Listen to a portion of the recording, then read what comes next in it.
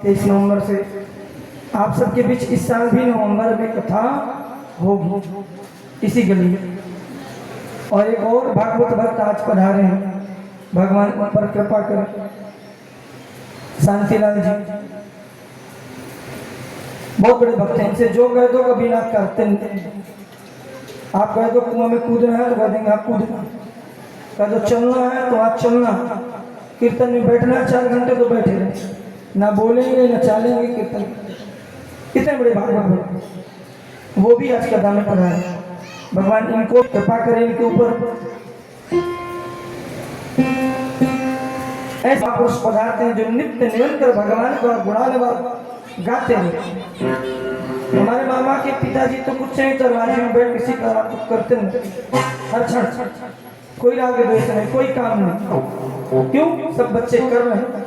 और महाराज भरत की कथा में प्रवेश करें।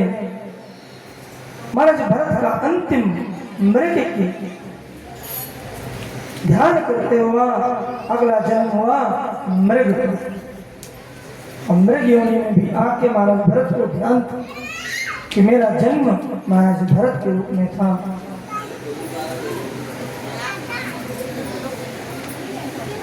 एक दिन वन में विचरण कर रहे थे सभी जीव और बांस के घर्षण से आग लगी।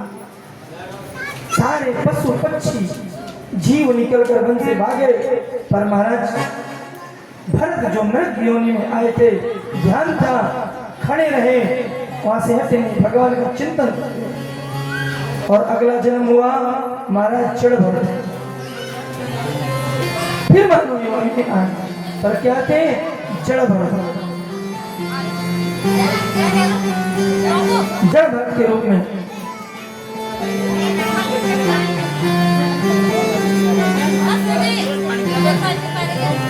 और महाराज जड़ भरत के रूप में जब महाराज अवतार हुआ उनका, तो वो कुछ नहीं करते, सिर्फ भगवान का भजन करते। पंडित जी के घर में जन्म, अगला जन्म पंडित जी के घर में, कुछ नहीं करते। महाराज नित्य निरंतर भजन करते, पिता को ध्यान देता। छोटा पुत्र, 4 बड़े पुत्र हैं, कुछ करेगा नहीं, कमाएगा नहीं, खाएगा क्या? बराबर गायत्री मंत्र पढ़ा नहीं पढ़े। आज गायत्री मंत्र पढ़ लेंगे, कल सत्यनारायण पढ़ाएंगे, परसों भागवत पढ़ाएंगे, कमाना पड़ेगा, शादी कर देंगे, जानबूझ के कुछ नहीं करते। महाराज एक दिन पिता का देहांत हुआ। महाराज जड़ भरत के 4 भाई, ब्याह हो चुका था। चारों भाइयों ने कहा काम का न काज का, दुश्मन अनाज का, सिर्फ खाता है कुछ करता नहीं, इसको हटाओ यहाँ। तो भाइयों ने कहा भाई चल खेत में कुछ काम कर। तो क्या काम कर? बोले गड्ढा मेड़ में खोद, जल निकलने के लिए रास्ता बना, एक ही जगह खोदा, दिन भर में कुआं खोदा, शरीर से भाई आकर देखे, बोले कुआं खोद दिया, नाली बनाने को कहा। बोले अपने खोदने को कहा, जान कुछ उल्टा काम करते, कोई कहे। दूसरे दिन बोले पक्षी देख, जो हमने खेतों में बोया उसमें पक्षी ना लगे, ज्वार में बाजरे में। तो महाराज भरत को छोड़ के महाराज भरत क्या कहते हैं? राम जी का चिड़िया, राम जी का खेत, खाओ चिड़िया भर भर पेट, और भजन करते हैं।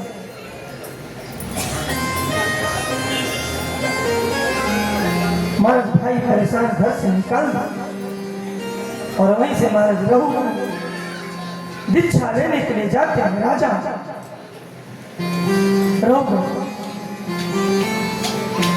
और महाराज रघुगण का एक कुहार बीमार पड़ा, बल्कि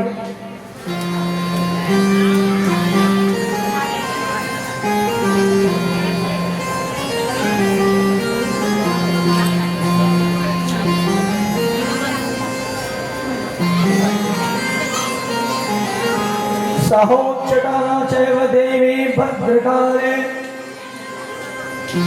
एक दिन कुछ डकैत आए और महाराज भरत को पकड़ के ले गए। बलि देना था, साल पूरा हुआ था। महाराज भद्रकाली के मंदिर में और खूब खिलाया, भूखे थे, खाए ब्राह्मण शरीर, और ब्राह्मण का पेट बस प्राइवेट, खिलाओ खाएगा अच्छा खासा।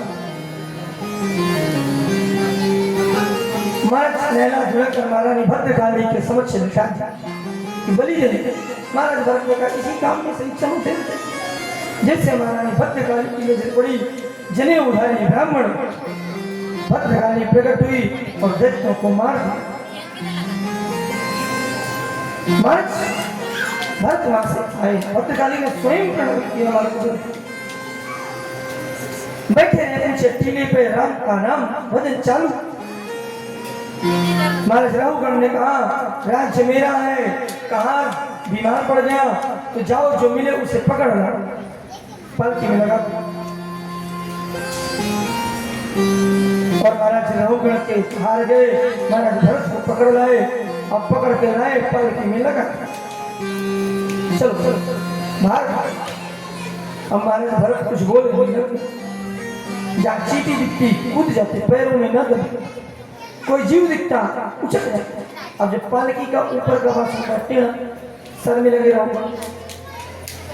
उन्होंने डर है वो धार सत्मात किमता किमतहि विश्यामूर्ते आनंदते पागल है, कभी पालकी नहीं चला एक बार